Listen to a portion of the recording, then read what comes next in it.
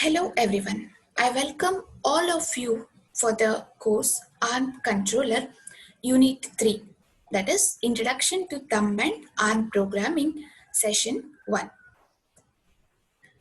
In the last class, we have studied about ARM instruction set. In today's session, we are going to study Introduction to Thumb, difference between ARM and thumb states, registered usage in thumb, arm-thumb interworking, and finally assessment in the form of MCQs. Introduction to thumb. So till now you have studied about arm. Now we are going to study about the thumb. So what is thumb? Arm and thumb are two different instruction sets supported by ARM cores with a T in their name. So in the normal day-to-day life activities, see, this is the arm and this is the thumb. So here also thumb is a subset of arm. So thumb is a subset of arm. Those are totally two different instruction sets, and this thumb is supported by the ARM cores which has T in their name. For instance, ARM7 TDMI. In the name of the ARM core itself, T has come. So this ARM core support thumb instruction. ARM instructions are 32 bits wide.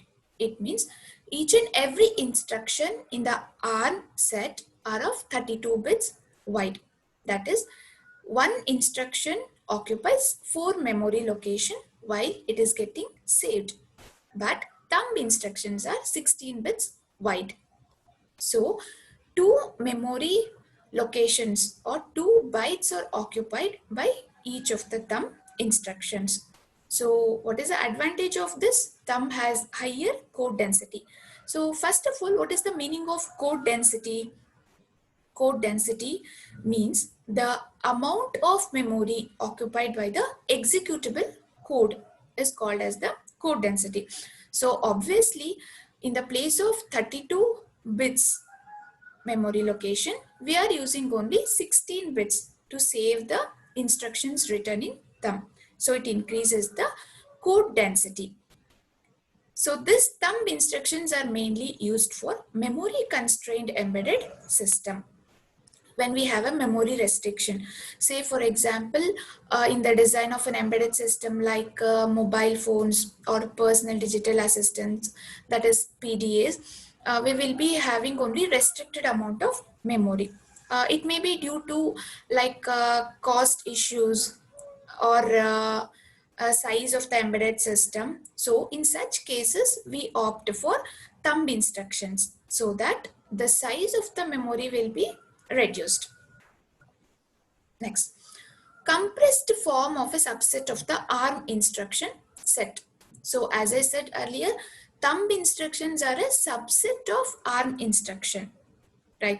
It cannot stand alone. So thumb instruction is a full set. In that set, thumb is just a subset of the ARM instruction. Okay, so implementation of thumb use dynamic decompression in an ARM instruction pipeline, and then instruction execute as standard ARM instructions within the processor. So only while getting saved in the memory location, the thumb instructions are saved in the form of 16 bits, that is 2 bytes. But after fetching the instruction from the memory location, before decoding, it will be decompressed or decoded into an ARM instruction. Finally, each and every thumb instruction is converted to an ARM instruction before it is executed. Thumb is not a complete architecture. So as I said earlier, a processor with only thumb instruction does not exist. Thumb is a subset of ARM. Here we have a small code for performing the operation of division. We have written the code using ARM instructions as well as thumb instruction. On the left hand side, we can see the code written using ARM instructions. wherein each and every instruction are 32 bits wide. So we have 5 instructions here. So totally 5 instructions are there. These 5 instructions, each of them will occupy 4 bytes in the memory location. So total space occupied for this code is 20 bytes. But coming to thumb code, though the number of instructions are more, here the number of instructions are more compared to ARM code, but each and every instruction occupies only 2 bytes in the memory. So the total bytes occupied by this code is 12 bytes, right? So this code is very simple. Division is actually successive subtraction. So here we have written code for subtraction, that is successive subtraction, which finally is a division operation. R naught is the dividend and R1 is the divisor. That means R naught is divided by the value R1 and the quotient is saved in the R3 register, remainder is taken in the R2 register. So let me explain you this code. So first I have taken the divide routine using ARM, right? So ARM, here the first instruction is move R3 comma 0. So R3 we have taken as the register for saving the quotient. Initially we are taking the quotient as 0. Then as I said, it is successive subtraction. Division is nothing but successive subtraction. So R naught is equal to R naught minus R1, right?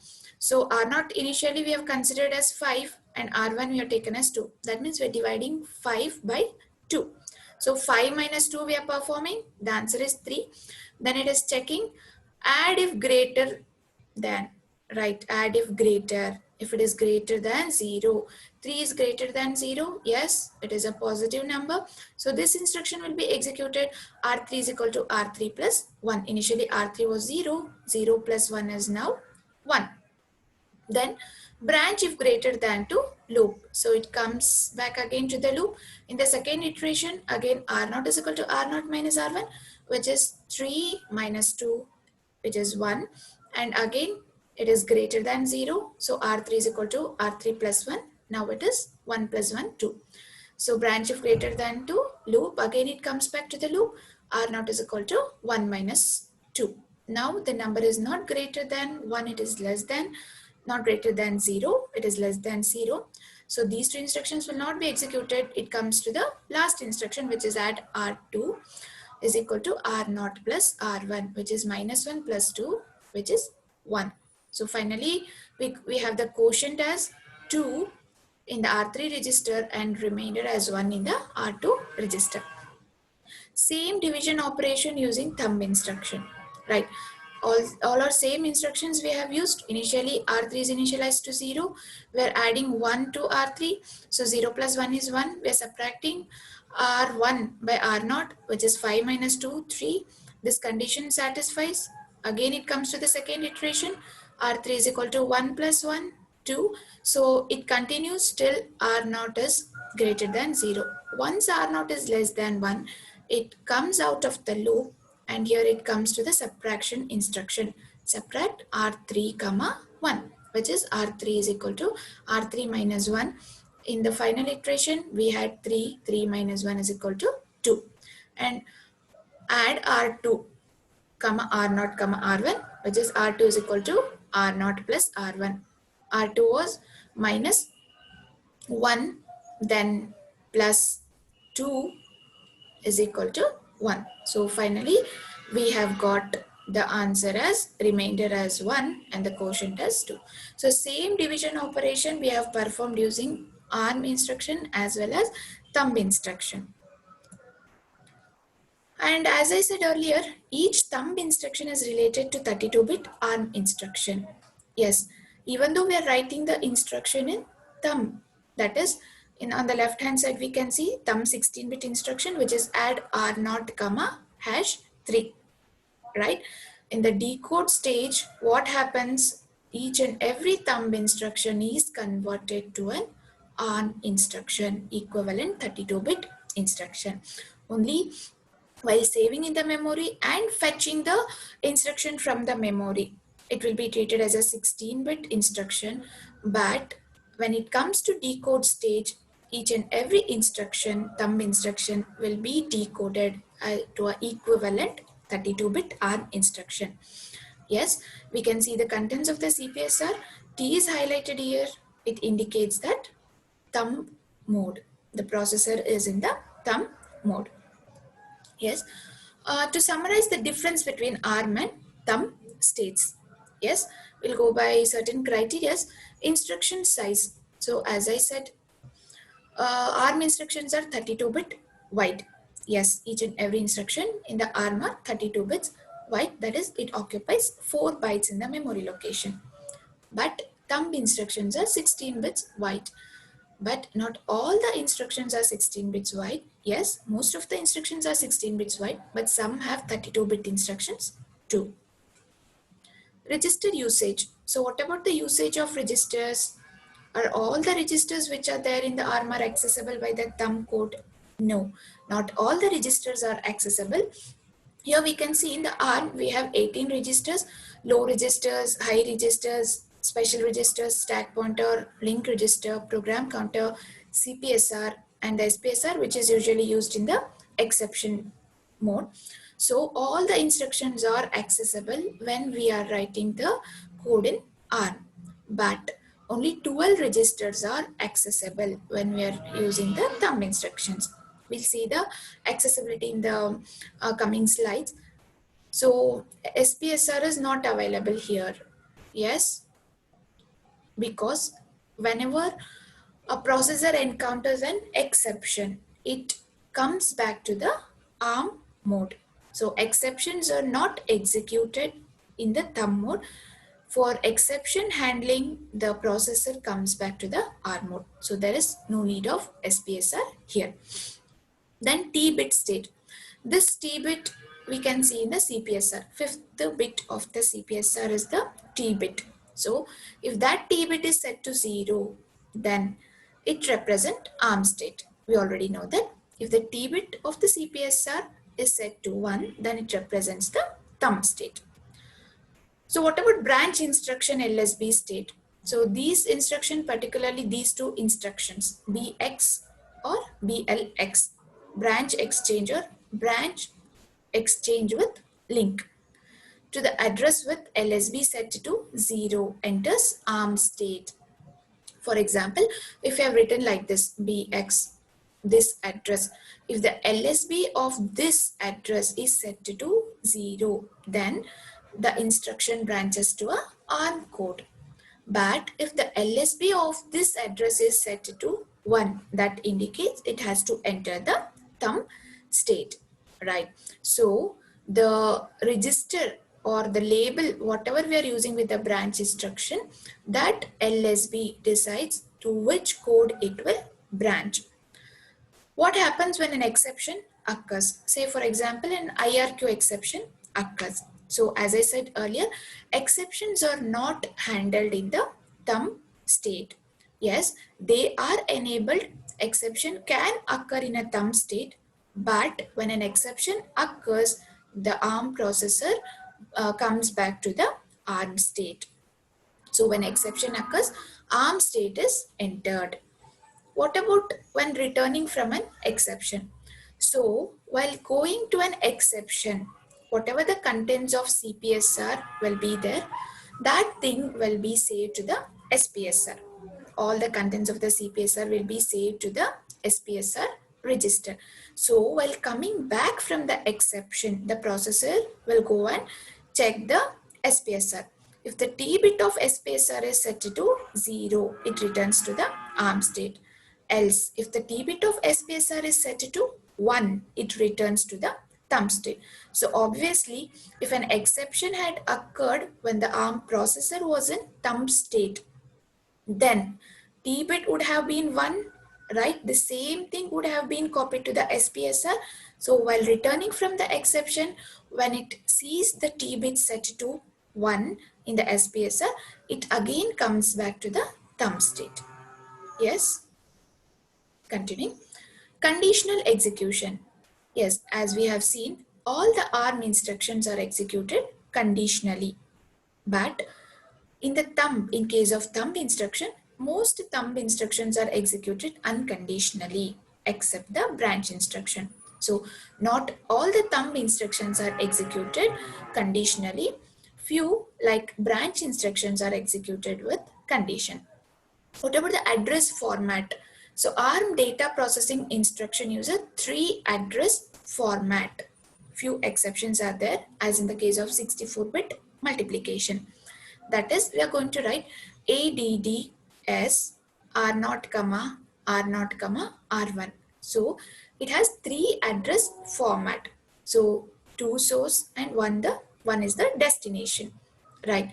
But here many data processing instructions use a 2 address format. So one of the source register will act as a destination register in case of thumb instruction, right?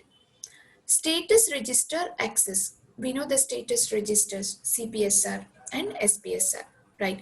So in the ARM, we have separate instructions for accessing the status register. That is MSR and MRS. We have studied about this instruction in the previous sessions. So these can access the status register. But in the thumb instruction code, we do not have status register access instructions. That means there are no status register accessing instructions in the thumb code. In case if you want to make any changes to the status register, you have to again come back to the ARM state, then make the necessary changes and again go back to the thumb state. That means you cannot change the mode of the processor when you are there in the thumb state. So what about barrel shifter operation?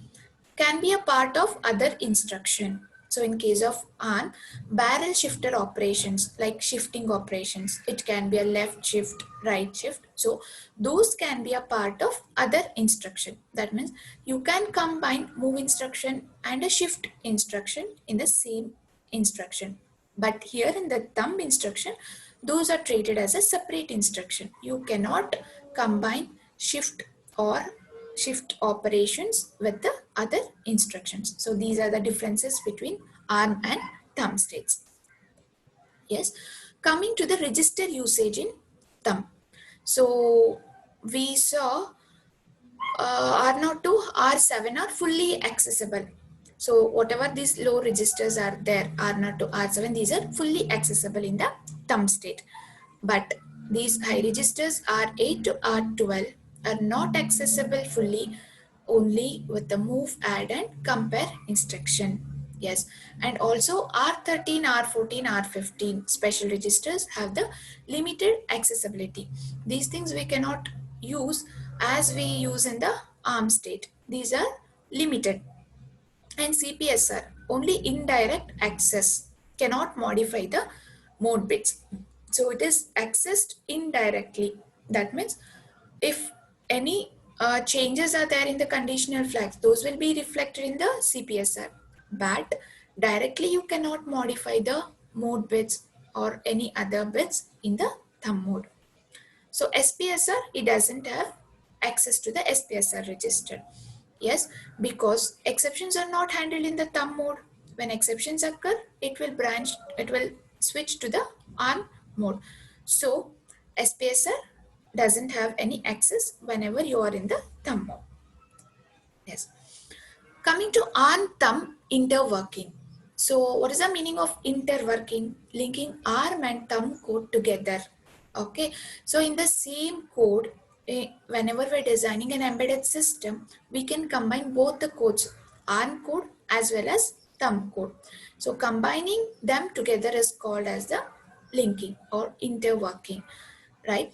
To call a thumb routine from an ARM routine, the code has to change state. Yes, this we have seen. Two codes we have written or two routines we have written. One is for the ARM and another one is for the thumb. So if you want to call a thumb routine from the ARM routine, the ARM core has to change its state. So how can an ARM core change its state? It will see the bit in the CPSR. So T bit in the CPSR. If it is 1, then the core will change its state from arm to thumb. If the T bit is 0, then it remains in the arm state. So which instructions are used? BX and BLX, branch exchange and branch exchange with link. These instructions cause a switch between arm and thumb state while branching to a routine. So we have both the versions, arm version as well as thumb version of these instruction. Then ARM BX instruction enters thumb state only if bit 0 of the address in Rn is set to binary 1.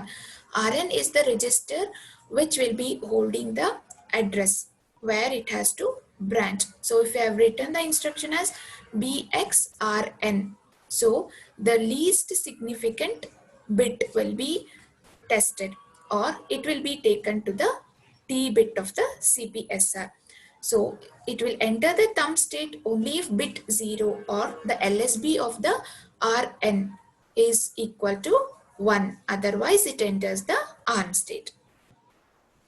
So this is the syntax how we are going to use the BX and BLX instructions. BX RM, branch exchange. RM is used for holding the address where it has to branch destination address, and least significant bit of this register is taken to the T bit of the CPSR.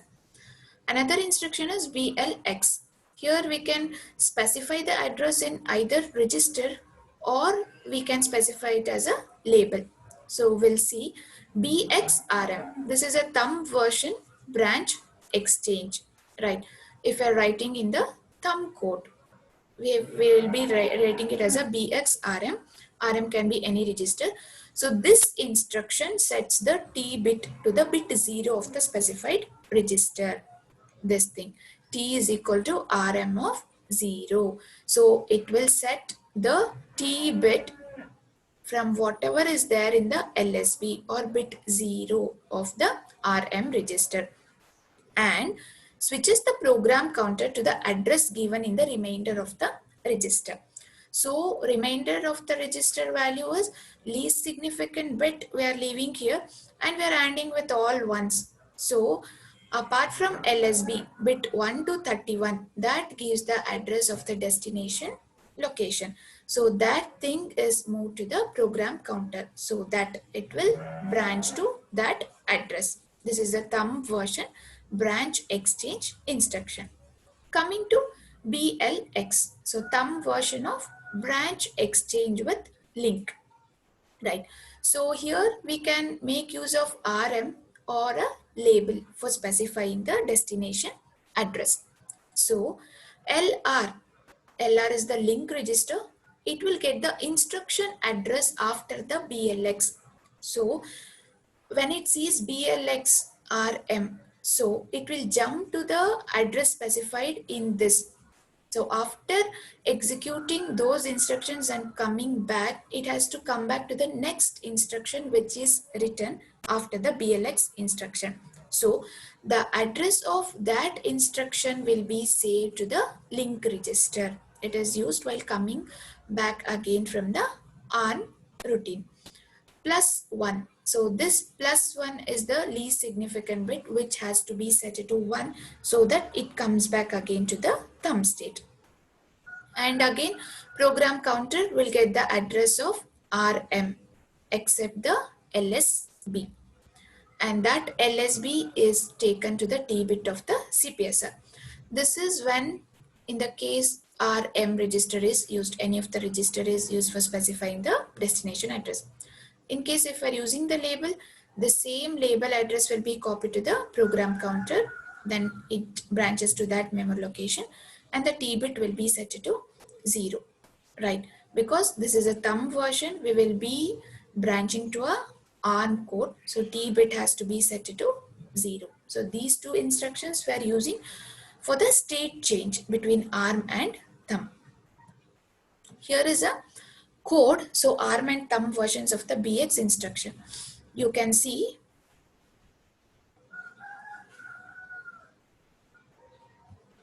so let me highlight. Okay, So this is the code 32. That means whatever instructions you are writing after this will be treated as 32-bit instructions. This is code 60. You have studied about this in the assembler directive session. So these instructions are treated as 16-bit instruction. So the name of the label given here is thumb code. This is the thumb part and this is the ARM instruction part. So this thumb code, address of this thumb code, that means the instruction add R1 comma R1 is saved in the memory location this. Okay. And initially the CPSR contents are reflected here. Lowercase t indicates that it is in ARM state, and initially R naught is equal to 0. Before the execution of any of these instructions, R naught is taken as 0. And this instruction, this ARM instruction is written in memory location 9000. Okay, so this will be in the 9000, this will be in the 9004 memory location, this will be in the 9008 memory location. Yes, it continues. Each instruction occupies 4 bytes in the memory location since it is 32 bits or ARM. Right. So LDR R naught comma equals thumb code plus 1. Load register R naught with the address label thumb code. So thumb code, the address of this is this. It is the value written here plus 1. So that T bit is the LSB of the R naught. It has to be set to 1 if it needs to jump to the thumb code. So this plus 1. So R naught will change to this value after the execution of this. Then move LR comma PC. That means we are saving the program counter content to the link register, so that once it comes back from the thumb code after executing this, when it comes back, it has to continue from the instruction after the BX instruction. For that purpose, the program counter address is saved to the link register. After that, we are branching to the BX R0, branching to the address specified in the R0 register. So R0 value is this, LSB is neglected, and here to this address 10000, that is, it is the address of thumb code, it will branch to this instruction, right? It will execute this instruction add R1 comma R1. So when this branch happens, the T state has changed. T bit in the CPSR has changed to 1, indicating it is in the thumb mode. Next, after that, BXLR. So same branch instruction we can use in thumb state as well as in, we can use in the ARM state as well as in the thumb state. BXLR. So initially we had copied the program counter content to the link register. That is the address of this instruction following the branch instruction. So it will branch to this memory location and the instruction execution continues. Right. This is the BX version of the instruction, branch instruction. Then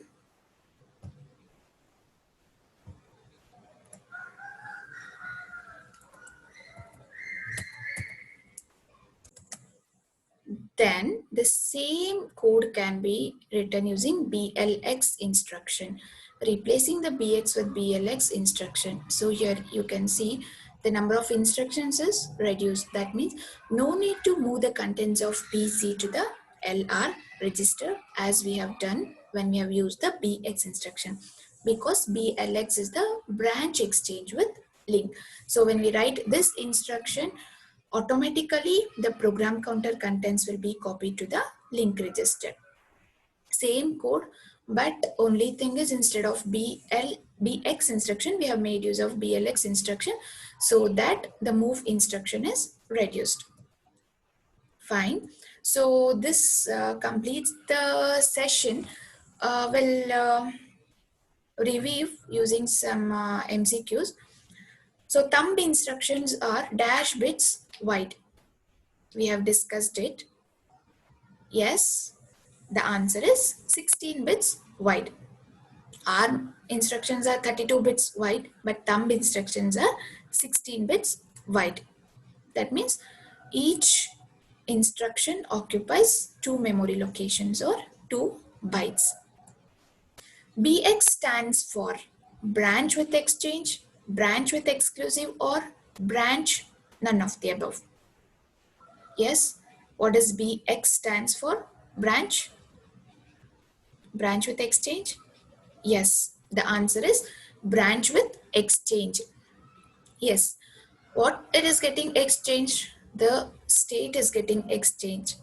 Arm to thumb exchange is happening. Arm state to thumb state is getting exchanged. So BX stands for branch with exchange. This instruction is used to branch between arm and thumb states. Next question. Which of the following instructions causes switch between arm and thumb state while branching to a routine? Yes. Option 1 B, option 2 BX, option 3 BLX, option 4 BLT. Which of the following instructions causes switch between arm and thumb state? Whether B and BX, or BX and BLX, or BLX and BLT, or all of the above? Yes, we have seen. The answer is BX and BLX, that is option B, 2 and 3. Branch with exchange and branch with exchange link, right? So these two instructions cause a switch between arm and thumb. B is just a branch and BLT is the branch of less than. These are also instructions we are using in arm. Yes, finally, I thank our moderator, subject experts, and all the content developers. Thank you, one and all.